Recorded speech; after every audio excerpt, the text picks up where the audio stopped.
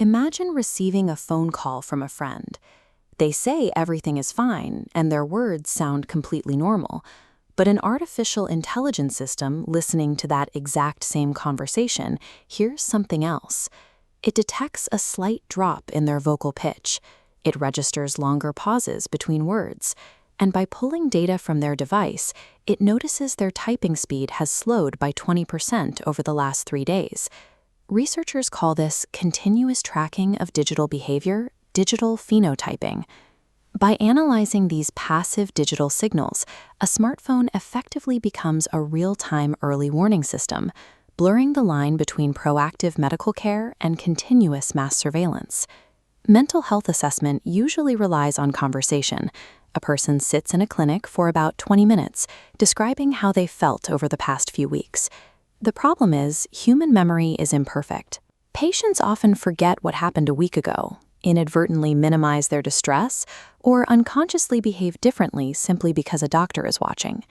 Look at this timeline of a standard treatment plan. These isolated dots represent clinical appointments.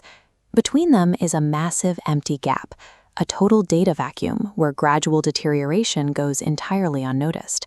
Smart devices have the technical capability to fill that void.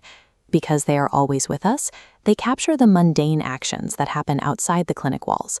To solve the clinical blind spot, however, the system requires turning a person's passive daily existence into a continuous, measurable medical record. This introduces the concept of a digital biomarker.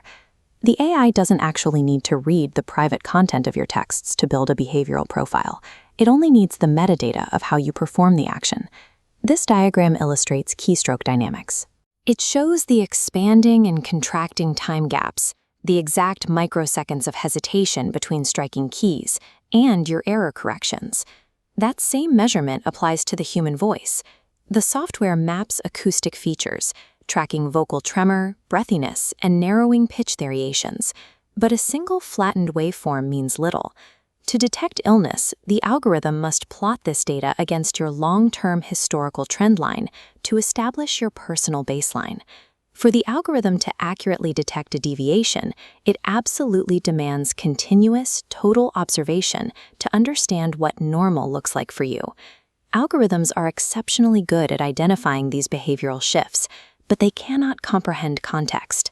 A sudden drop in your typing speed might indicate the onset of clinical depression, or it might simply mean you have cold hands, or you're typing on a badly cracked screen. This deficit becomes particularly dangerous across diverse populations. Cultural differences in eye contact, or a neurodivergent communication style, can easily trigger false alarms and be misclassified as mental pathology. Without a human being to ask why, the algorithm isn't diagnosing a complex illness. It is blindly categorizing physical movements. Knowing a machine is scoring your emotional stability introduces a severe psychological toll, known as the surveillance paradox. People begin to actively suppress their natural behavior to appear algorithmically healthy. Users might deliberately leave their phones at home when they feel sad, or force an artificially energetic vocal tone, specifically to avoid triggering an automated mental health alert. When technology demands constant emotional consistency, it strips individuals of the right to experience complex, temporary emotions in private. There are two distinct paths forward for this technology. In a responsible model, an AI detects disrupted sleep and low voice energy, then sends a private, voluntary prompt asking if the user would like to share a summary with their therapist. In a highly coercive model, an employer installs emotional tracking software on company hardware.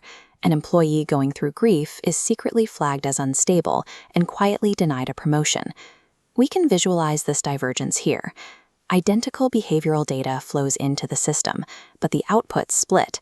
One pack funnels into a private, protected medical alert, while the other feeds directly into a corporate risk dashboard, where insurers could raise rates based on predictive scores. The differentiating factor between a medical lifeline and a behavioral control system is not the underlying code. It is who wields governance over the data. Algorithms can identify the physical signals of a struggle, but determining what that struggle actually means and deciding how to compassionately respond must remain an exclusively human responsibility.